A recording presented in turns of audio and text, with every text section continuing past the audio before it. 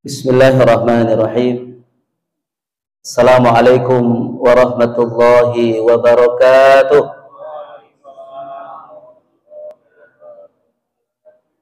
Alhamdulillah. Alhamdulillahilladzi nahmaduhu wa nasta'inuhu wa nastaghfiruh. Wa na'udzu billahi min shururi anfusina wa min sayyiati a'malina. May yahdihillahu fala mudilla lahu wa may yudlilhu fala hadiyalah. Asyhadu an la ilaha illallah wahdahu la syarika lah wa asyhadu anna Muhammadan abduhu wa rasuluhu la nabiyya ba'dah. Allahumma fassalli wa sallim wa barik ala sayyidina Muhammadin wa ala alihi wa ashabihi ajma'in, amma ba'du. Faqala Allah ta'ala fi kitabihil karim, A'udzu billahi minasy syaithanir rajim. Man 'amila shalihan min dzakarin aw untha wa huwa mu'minun falanuhyiyannahu hayatan thayyibatan wa lanajziyannahum ajrahum bima kanu ya'malun. Shadaqallahul adzim. Siapa saja yang melakukan amal soleh atau amal kebaikan, baik dari golongan laki-laki ataupun perempuan, dan dia dalam keadaan beriman kepada Allah, maka Allah akan memberikan kepadanya kehidupan yang baik, dan Allah akan membalas amalnya jauh lebih baik dari apa yang dia kerjakan. Maha benar Allah dengan segala firman-Nya. Quran surat An-Nahl ayat 97. Yang sama-sama kita muliakan dan kita hormati para alim, para ulama, wabil khusus akhinal kiram, Bapak Imam Masjid, Muazin dan Bilal. Yang kita hormati segenap Dewan Kemakmuran Masjid Nurul Jannah, mulai dari ketua, sekretaris, bendahara, dan seluruh pengurus. Kemudian juga pengurus yayasan. Selanjutnya Bapak Ibu jamaah subuh yang hadir pada pengajian kita kali ini. Mudah-mudahan kita semua senantiasa di dalam curahan rahmat dan berkah dari Allah Subhanahu wa ta'ala. Amin. Allahumma amin. Pertama sekali tentu kita senantiasa selalu bersyukur kehadirat Allah Subhanahu wa ta'ala. Alhamdulillah, subuh ini kita dipertemukan di dalam waktu yang sangat baik, di tempat yang baik, dan insya Allah bersama orang-orang yang baik, membicarakan hal-hal yang baik. Tentunya kita berharap semoga kebaikan yang kita lakukan hari ini akan kita istiqomahkan sampai ajal kita masing-masing. Amin ya rabbal alamin. Selanjutnya salawat beriring salam untuk Nabi kita Muhammad sallallahu alaihi wasallam. Biqaulina Allahumma salli ala Sayyidina Muhammad wa ala ali Sayyidina Muhammad. Tidak lupa juga pagi ini kita berikan salam hangat, salam bahagia dan doa kepada saudara-saudara kita yang ada di dunia maya. Dunia maya itu dunia, bukan luna maya. Maksudnya ada yang di Facebook, ada yang di YouTube, ya. Mudah-mudahan semuanya Anda senantiasa di dalam rahmat Allah Subhanahu wa ta'ala. Amin ya rabbal alamin. Baik Bapak Ibu jamaah rahimakumullah, kajian kita subuh ini akan mengambil tema pemeliharaan amal soleh kita. Karena amal yang kita lakukan, ibadah yang kita buat, kita menginginkan dia terpelihara dengan baik dan jangan sampai rusak. Kenapa demikian? Karena semua kita menginginkan amal soleh kita, sholat kita, puasa kita, sedekah kita, baca Quran kita, sholat malam kita, semuanya kita menginginkan nanti ketika kita pulang ke akhirat betul-betul kita terima balasannya. Betul Bapak Ibu? Ya, alhamdulillah. Oleh karena itu perlu kita jaga baik-baik. Jangan sampai dia dirusak, jangan sampai dia digugurkan oleh hal-hal yang tidak baik. Maka pada kesempatan ini kita akan mencoba mengutip sepotong hadis yang diriwayatkan oleh Imam Ad-Dailami rahimahullah radhiyallahu an. Dan hadis ini dapat kita jumpai di dalam salah satu kitab yang mudah kita baca, enak, namanya kitab Mukhtarul Ahadits An-Nabawiyah, atau bahasa kita hadis-hadis pilihan dari Nabi sallallahu alaihi wasallam. Dikarang oleh seorang ulama, nama beliau Imam Ahmad Al-Hasimi. Mudah-mudahan beliau diberikan keberkahan oleh Allah Subhanahu wa taala. Amin ya rabbal alamin. Hadis ini menceritakan bahwa Rasulullah mengingatkan kepada kita, kata Nabi, sittatun asya'a tuhbitul a'mal. Jadi kata Rasulullah, ada 6 hal yang akan merusak amal soleh, amal ibadah yang sudah kita lakukan. Jadi kalau 6 hal ini kita lakukan, kita perbuat, maka amal kita akan rusak olehnya. Makanya hati-hati. Apa yang merusak amal kita? Apakah orang lain? Tidak.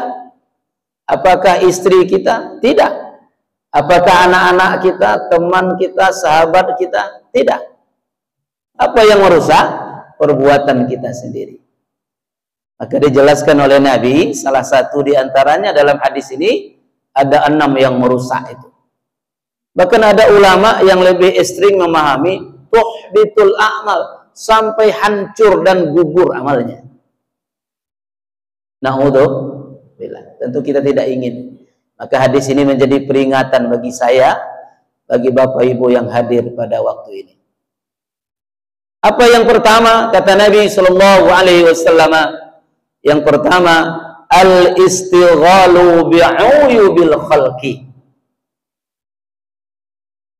Orang yang suka membicarakan dan mencari-cari aib orang lain, akhirnya dijadikan bahan cerita, dijadikan bahan ghibah, dijadikan bahan gunjingan di tengah-tengah kehidupan mereka. Ini, oleh karena itu hati-hati. Hati-hati dengan ghibah.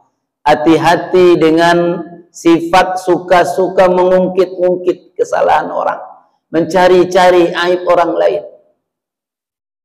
Makanya orang tua-tua kita dulu ada pepatah, semut di seberang lautan nampak oleh kita, namun gajah di pelupuk mata tidak terlihat. Ya Pak Ihsan ya, itu luar biasa, itu pepatah, bukan hadis Pak Ihsan, pepatah orang tua. Iya. Makanya berhati-hati dengan ghibah, dengan gosip. Nah, apa namanya Bun? Ngegosip ya. Nah, makanya ada hadis dan dahsyat kalau kita lihat. Apa kata Nabi? Al-ghibah asyaddu minad zina.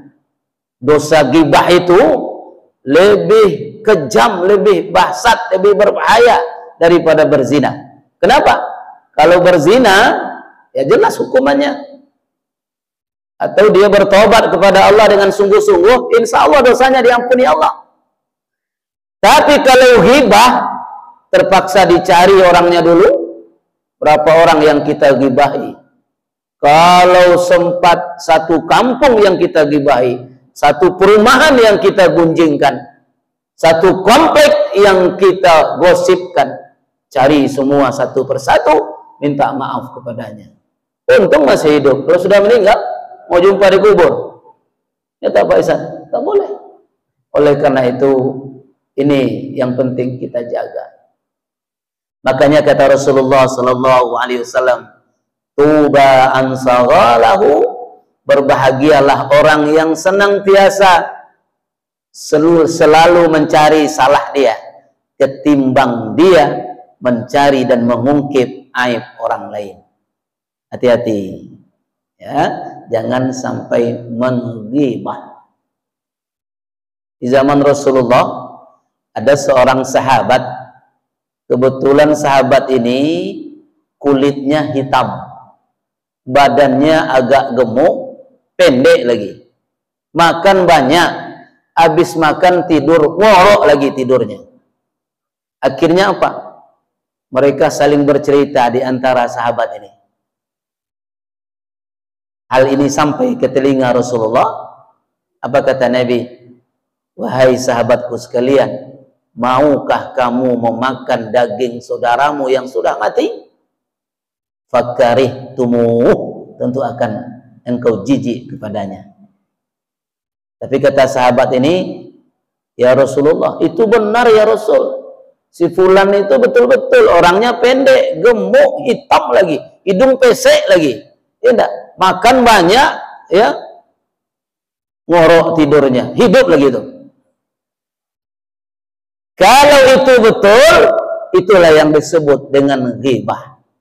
Tapi kalau tidak betul, engkau sudah berbuat fitnah. Al-fitnatu asyaddu minal qatli. Fitnah itu lebih kejam, lebih berbahaya daripada pembunuhan. Subhanallah. Karena itu hati-hati, jangan sampai menggibah. Lebih baik kita menunjuk diri kita. Karena kata orang tua kita, kalau kita menunjuk, nunjuk satu ke orang, empat ke kita. Berarti salah kita sebenarnya empat, salah orang cuma satu. Makanya jangan suka menunjuk salah orang lain. Lebih baik kita mencari salah kita. Makanya ada hadis sahih dari Nabi SAW. Apa kata Nabi? Man kana yu'minu billahi wal yaumil akhir falyakul khairan aw liyasmut. Jika engkau betul-betul beriman kepada Allah dan hari akhir, hendaklah engkau bicara yang baik, kalau tidak, diam. Subhanallah, jelas petunjuk dari Nabi SAW. Tapi memang nanti ada juga Pak, ghibah itu yang dibolehkan ada. Satu, ketika kita menjadi saksi atau menuntut di pengadilan, akhirnya semua kita bongkar. Suami saya ini suami kepundung Pak Hakim, atau ibu kepundung. Ma huwa kepundung, lihat terjemahannya di bawah. Suami yang tidak betul, ya, suami yang egois. Kenapa? Saya tidak dikasih nafkah, saya disakiti, saya dipukul. KDRT Pak Hakim, dibuka semua aibnya. Untuk apa? Mencari keadilan. Boleh, nggak apa-apa. Atau memang kita ingin memberikan pelajaran kepada orang lain, tapi sebaiknya kita hindari untuk menyebutkan personnya. Tidak usah disebutkan. Ya. Atau sudah terjadi, ya, kezaliman yang dilakukan oleh seseorang di suatu tempat, dan kalau kita tidak sampaikan aibnya ini, maka akan merajalelalah dia. Datangi Pak RT, datangi Pak RW, datangi Pak Lurah. Si fulan ini narkoba Pak RW. Si fulan ini pencuri Pak. Ya, penipu Pak. Ini buktinya. Tidak percaya juga Pak RT. Ah, ini videonya. Tidak percaya juga, buka CCTV Masjid Nurul Jannah. Oh, rupanya iya. Ini boleh dengan niat yang baik atau maksud dan tujuan tertentu, ya. Syarat dan ketentuan berlaku misalnya. Nah, Tapi kalau tidak ada, mau ya cerita di warung aja, cerita di tepi jalan, tak boleh kita mengaib, ya, menyebut aib orang lain. Siapa yang menutupi aib saudaranya sesama orang beriman, maka Allah akan tutupi aibnya nanti di akhirat. Ini yang pertama yang akan merusak amal kita, bahkan menggugurkan pahala ibadah kita, ya, yaitu orang yang suka mencari-cari aib orang lain untuk dijadikan ghibahan. Yang kedua, wa qaswatul qalbi, hati yang kesat, hati yang keras, tidak mempan diberikan dakwah, tidak mempan diberikan petunjuk, tidak, ya, tidak apa namanya, tidak mempan diberikan ceramah. Kenapa? Hatinya sudah sakit, hatinya sudah rusak. Makanya jaga hati. Ya. Imam Al-Ghazali kan mengatakan ada hati kita ini hati yang sehat, hati yang lembut, hati yang selamat, qalbun salim namanya. Yang kedua hati yang marid, hati yang punya penyakit. Dan yang ketiga ada hati yang keras, membatu. Ini dia. Terakhir bahkan ada qalbun mait, hati yang mati. Na'udzubillah. Punya penyakit hati dia. Ini yang paling berbahaya. Ada hasad, dengki.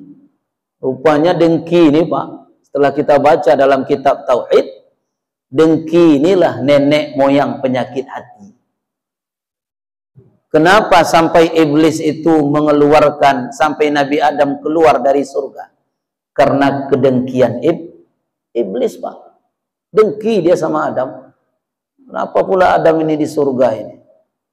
Padahal dia dari tanah, aku ini dari api.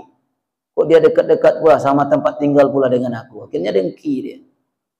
Itu pula yang membuat terjadinya pembunuhan pertama di zaman anak keturunan Adam, Habil dan Qabil, karena kedengkian. Karena pasangan salah satu di antaranya cantik, yang satu jelek, timbul iri, timbul dengki. Sampai hari ini masih seperti itu juga.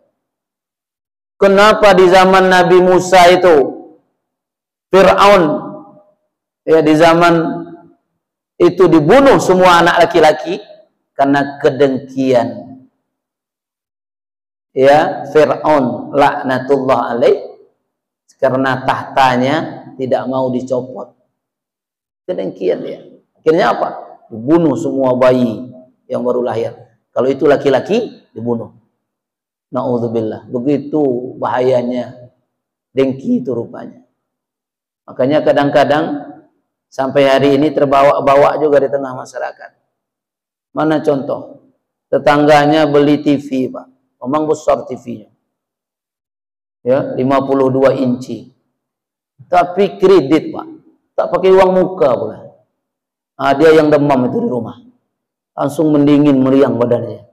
Kenapa Bapak, Pak? Kata anaknya. Itu si Anu tuh beli TV. Jadi kenapa pula Bapak yang meriang? Tak senang aja hati aku, kata dia. Ini penyakit hati. Orang beli motor, dia demam. Orang beli mobil, masuk hospital, rumah sakit. Ya, kebetulan berangkat suami, istri, dan anak pergi umroh bertiga. Dia langsung isdet, innalillah. Apa hubungannya? Makanya kata orang kampung saya, ini sifat yang tidak baik. Dengki, iri. Kereta api mendaki, nafasnya yang sesak. Ayam bertelur, pantatnya yang pedih. Kan ada hubungan. Kenapa? Sakit hati, keras hati. Ini kita jauhi. Kenapa? Karena kata Nabi, iyyakum wal hasada. Jauhi olehmu sifat hasad, sifat iri, sifat dengki. Innal hasada. Sesungguhnya hasad dan dengki itu akan memakan amalmu seperti api memakan kayu yang kering. Sebentar amal kita habis. Kenapa? Kalau kita suka dengki, suka iri. Makanya tidak usah iri, tidak usah dengki. Pelong saja hidup ini. Santai saja kata Pak Andi, ya enggak? Santai saja. Ya. Nah, ini yang kedua. Qaswatul qalbi. Yang ketiga, wa hubbud dunya. Terlalu berlebihan mencintai dunia. Makanya salah satu bahaya terhadap amal kita, kata Rasulullah, wa hubbud dunya. Terlalu berlebihan mencintai dunia. Bukan tidak boleh kita mendapatkan dunia. Tak mungkin kalau tak ada dunia kita akan memenuhi syarat sah sholat. Karena kita harus berpakaian, harus menutup aurat. Perlu dunia. Ya, tidak mungkin kita kalau tidak memerlukan dunia untuk melakukan ibadah haji, ibadah kurban, bersedekah, kalau dunia tidak kita cari. Yang tidak boleh itu apa? Karena mencari dunia, akhirnya akhirat terlupakan. Bu, kenapa kau tidak nampak tadi sholat berjamaah subuh dan kajian subuh, Bu? Maaf, Bu. Maaf, Bunda. Saya sibuk. Sibuk apa? Sibuk bisnis. Sampai subuh pun tak sempat. Kenapa? Hubud dunia. Ini yang tidak dibenarkan oleh Rasulullah Sallallahu Alaihi Wasallam. Makanya dalam suatu hadis, kalau engkau sudah mencintai dunia, dunia masuk ke dalam hatimu, maka akan Allah cabut dari dirimu rasa apa? Rasa manis engkau beribadah, rasa manis engkau beriman, rasa nikmat engkau punya Islam dicabut oleh Allah. Kenapa?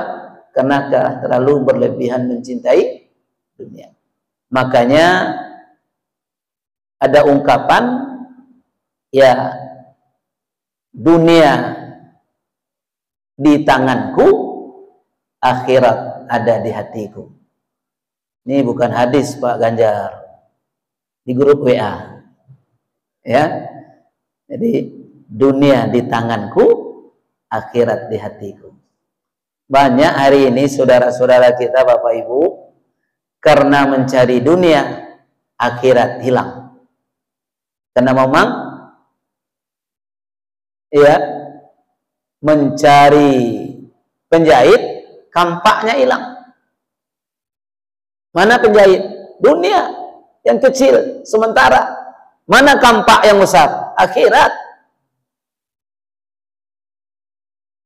Makanya, kalau kita cari akhirat, insya Allah dunia terbawa. Tapi kalau hanya kita mencari dunia, mustahil akhirat akan terbawa. Kita tanam padi, rumput akan ikut tumbuh. Kita tanam rumput, mustahil padi akan tumbuh. Betul? Ini ungkapan-ungkapan dari orang-orang bijak dan orang-orang tua kita. Mudah-mudahan ya kita pahami sebagai bentuk motivasi kita. Sibuk dunia itu tidak akan berakhir, kata Allah. Ya, sampai kapan? Sibuk dengan cucu, sibuk dengan bisnis, sibuk dengan harta, sibuk dengan pangkat, sibuk dengan macam-macam kehidupan dunia ini. Ya, tidak akan pernah berakhir. Alhaakumut takatsur hatta zultumul maqabir. Kapan dia berakhir? Apabila, maaf, mulut kita sudah disumbal dengan tanah dan kita sudah berkalang tanah, berada di bawah tanah, dihimpit oleh tanah, baru ingat, oh rupanya dunia sudah berakhir, sudah sampai saya dalam kubur, baru berhenti. Kalau tidak pernah mau berhenti. Dikasih satu lembah, ingin dua lembah. Dikasih dua lembah, ingin tiga lembah. Dikasih tiga lembah, ingin berlembah-lembah. Ini jangan salah paham pula. Dikasih satu istri, ingin dua istri, kata dia. Bukan itu maksudnya. Ini orang yang tamak terhadap dunia. Makanya hubbud dunia akan merusak amal kita. Ini yang nomor berapa tadi? 3. Nomor 4. Apa kata Nabi sallallahu alaihi wasallam? Wa qillatul haya. Kurangnya dan tipisnya rasa malu. Karena dalam hidup ini ada 2 yang tidak bisa dipisahkan, Pak. Pertama, al-haya, yang kedua al-iman. Iman dengan malu itu tidak bisa dipisahkan. Makanya kata Rasulullah, al-haya'u minal iman. Malu itu bahagian dari iman. Ada juga yang menyebut malu itu separuh dari iman. Kalau kita sudah punya malu saja, sudah separuh iman kita miliki. Berarti kalau hilang malu, hilanglah iman dalam diri kita. Terutama malu kepada Allah Subhanahu wa ta'ala. Dalam hadis Nabi pernah menceritakan, al-haya'u minallah. Orang yang memiliki malu yang sempurna kepada Allah, ialah dia selalu menjalankan perintah Allah. Dan orang yang tidak memiliki malu kepada Allah, dia dengan berani dan enak meninggalkan apa yang diperintahkan Allah dan mengerjakan apa yang dilarang oleh Allah. Tidak nutup aurat, maaf, itu orang yang tak punya malu. Tak sholat, tak punya malu, ya, maaf.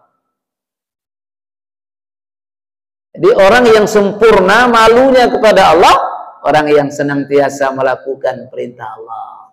Insyaallah kita yang duduk subuh ini, kita yang datang hari ini, kita yang sholat subuh berjamaah adalah al-haya'u, malu jamilun, malu yang sangat sempurna dalam diri kita. Kenapa? Kita laksanakan perintah Allah. Tapi berani saja mabuk, berani maksiat, berani berbuat dosa, enak aja berbuat zalim kepada orang lain, ini tandanya sudah putus tali malunya. Ini. Tak ada lagi malu dia. Ya, jadi itu diantaranya. Apalagi digabungkan dengan malu dalam kehidupan sesama kita. Mohon maaf, ada nenek-nenek di hari Ahad subuh pagi, ya, pakai training ketat, baju kaos ketat, rambut tidak pula tertutup, padahal sudah putih semua, uban udah putih. Kemana dia? Pergi senam poco-poco atau senam aerobik. Kemana nenek? Nenek mau aerobik, ya enggak? Ini udah bau tanah, tapi masih seperti itu. Ini tandanya wakilatul haya. Tak ada lagi rasa malu. Udah bau tanah, mau joget-joget juga. Naudzubillah, ini habis amalnya. Hati-hati. Bukan ibu-ibu di sini, nah, ibu tempat lain. Waktu haji ya, nah. Sini insya Allah nggak jauh beda. Enggak lah, enggak. Saya enggak menuduh ya, enggak. Baik, Pak Ibu jamaah rahimakumullah, kita akan lanjutkan setelah pesan-pesan berikut ini. Maksudnya minum dulu, Pak. Bismillahirrahmanirrahim.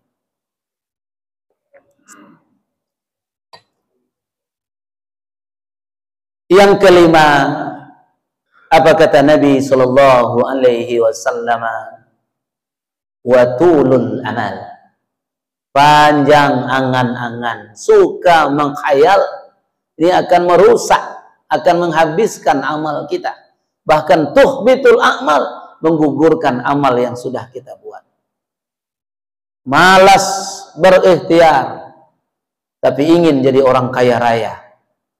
Ingin masuk surga, tapi tak mau beramal. Dia hanya mau menghayal saja. Makanya dulu ada cerita, Pak, di kampung-kampung. Saya nggak tahu cerita siapa ini.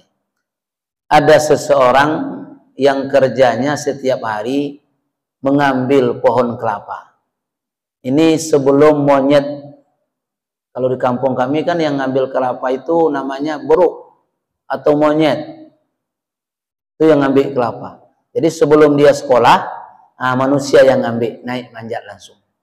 Sampai di atas pohon kelapa, kelapanya belum turun, tapi karena dasarnya memang tulul amal, suka mengamal, menghayallah dia di atas pohon kelapa ini. Dia lagi duduk di dahan pohon kelapa ini, menghayal dia. Apa? Saya memang tukang ambil kelapa. Tapi kalau dapat kelapa hari ini 10, saya akan belikan ke ayam. Ayam nanti bertelur, beranak, berkembang, saya akan belikan ke kambing. Kambing beranak, berkembang, saya belikan ke sapi. Sapi beranak, berkembang, saya belikan ke kuda. Akhirnya saya nggak perlu susah lagi. Saya akan naik kuda. Digoyang dia, jatuh ke bawah. Rupanya sedang di pohon kelapa. Ini contoh orang yang suka menghayal. Ya maaf Pak. Ya Pak Isan ya. Tidak tahu dia, tidak sadar dia sedang di atas pohon kelapa. Jatuh ke bawah. Is dead, innalillah. Minimal patah, nak pingsan ya dah. Kenapa? Tulul amal, suka berhayal. Makanya kita jangan hanya mau masuk surga saja, tapi tak mau beramal. Kita jangan mau kaya, mau harta saja, tapi tak mau berikhtiar. Tidak boleh. Karena memang doa itu dengan ikhtiar Pak Isan. Ya kan? Ya Allah ya Rabb, berikanlah aku anak ya Allah. Berikan aku dzurriyyat keturunan yang soleh dan solehah. Tapi tak pernah nikah. Mungkin dapat anak? Hah? Iya. Kalau kawan nambah lagi, ya, itu lain lagi itu. Tidak mungkin dapat Pak. Makanya berikhtiar. Jangankan yang jauh-jauh, air ini aja lah. Ya Allah, ini sudah dari tadi ceramah hampir 1 jam ya Allah. Sudah mulai tenggorokan kering ya Allah. Sampaikanlah air ini ya Allah ke mulutku ya Rabb. Kan doa itu Bu. Sampai dia. Enggak Pak. Buka tutupnya, ambil, tarik, bawa. Bismillahirrahmanirrahim. Bismillahirrahmanirrahim. Bismillahirrahmanirrahim. Alhamdulillahirabbil alamin. Itu cara minum yang pertama Rasulullah Pak Isan. Setiap 3 teguk, 3 kali minum, tapi setiap minum baca bismillah. Yang kedua ada cara lagi Pak Isan. Gimana caranya? Bismillahirrahmanirrahim.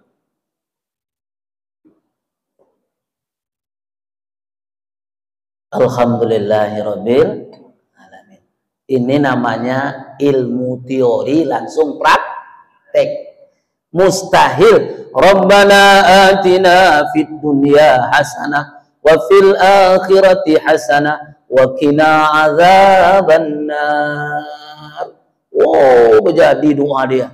Menangis meleleh air matanya, tapi tak mau berusaha, tak mau beramal. Dapat bahagia di akhirat?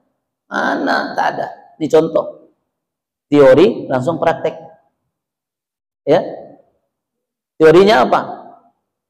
Ya tadilah. Prakteknya langsung berdoa, angkat tutupnya, langsung minum. Mau tes lagi boleh? Bismillahirrahmanirrahim.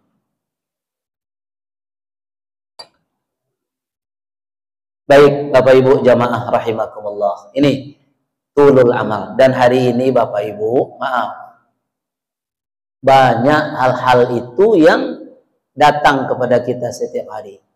Ada namanya Mbak Sofi namanya. Tahu Mbak Sofi? Itu setelah dipilih-pilih masuk keranjang dulu. Ustadz kok tahu juga? Ya tahulah. Ya enggak? Semua mau dibeli Pak. Semua Sofi. Datang lagi kawan. Bu, ayo kita bisnis Bu. Bisnis apa? Bisnis MLM, multi level marketing. Ini ibu, kalau ibu beli ini atau ibu tanamkan duit ibu 1 juta, seminggu lagi paling lambat jadi 2 juta, Bu. Kalau 5 juta jadi 10 juta. Hari ke 10 nanti 2 kali lipat lagi, 20 juta. Setelah itu 40. Ya. Kata orang yang tulul amal, iya pula. Rupanya penipu. Ada yang seperti itu. Banyak, Pak. Saya punya adik, punya teman, ya, digadaikan SK-nya. Akhirnya apa? Ikut tulul amal. Bisnis tulul amal namanya itu. Bisnis menghayal-menghayal aja. Mana pula ada duit yang begitu? Usaha apa namanya itu? Makanya Rasulullah itu pedagang yang ulet, pedagang yang jujur. Kalau pedagang jelas, Pak, dibeli sekian, dijual sekian, ini untungnya. Itu medagang menghayal namanya itu. Oh, tapi ini betul, Pak. Ini sudah buktikan. Ada testimoni. Ya enggak? Kata kita iya pula. Tapi apa? Rupanya tidak lebih dari penipuan. Na'udzubillah. Jadi itu ulul amal. Terakhir, az-zalimu la yantahi. Ini yang keenam. Zalim yang tidak pernah berhenti. Zalim yang tidak berkepanjangan setiap saat. Ini juga hati-hati. Kita punya tanah. Tanah ini kita tahu sudah dipatok-patok tanah dengan orang sebelah menyebelah. Tiba-tiba karena orang sebelah ini orang kampung, orang udik, dia tak mungkin berani menantang kita. Kenapa? Kumisnya meranting. Di kumisnya goyak kumis Pak ini. Hah? Oh, Pak Raden ya? Takut dia nanti. Menengok kumis saja nggak berani dia. Akhirnya apa? Dipindahkan patok tanah orang, diambil hak orang lain. Berapa lama? Selama hidup, bahkan sampai sekian keturunan. Hati-hati perbuatan zalim, walaupun dia tidak menuntut di dunia, nanti di akhirat akan dia tuntut. Na'udzubillah. Hati-hati itu. Atau kita punya pekerja, punya pembantu rumah, ya, menggaji orang. Ini juga banyak kita dengar. Orang disuruh bekerja, akhirnya upah orang tak dibayar, duit orang pun dilarikan lagi. Padahal orang yang dia pekerjakan ini punya anak di rumah. Orang yang bekerja ini tidak punya beli bensin, beli bahan bakar motornya untuk bekerja. Akhirnya minjam ke tetangga, minjam ke orang lain, tapi dizolimi dia. Hati-hati. Zolim yang tidak pernah berkesudahan akan menghabiskan dan menghancurkan amal kita. Bapak Ibu, inilah beberapa nasihat dari Rasulullah. Kalau kita simpulkan, kata Nabi, sittatun asya'a tuhbitul amal. Ada 6 yang akan merusak, menggugurkan amal ibadah kita, amal soleh kita. Pertama, suka membicarakan aib orang lain.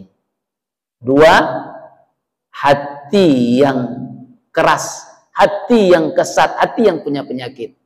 Yang ketiga, terlalu berlebihan mencintai dunia. Yang keempat, tipis rasa malu. Yang kelima, panjang angan-angan. Yang keenam, orang yang orang yang selalu berkepanjangan, berkekalan dia berbuat zalim kepada orang lain. Jangankan zalim kepada orang lain, zalim kepada makhluk saja yang mungkin di luar manusia, tidak manusia itu pun tidak dibolehkan oleh Allah Subhanahu wa taala. Mudah-mudahan materi ini menjadi materi yang sangat baik untuk kita agar kita betul-betul menjaga dan memelihara amal ibadah kita. Terima kasih, nanti akan kita lanjutkan dengan tanya jawab setelah pesan-pesan berikut ini.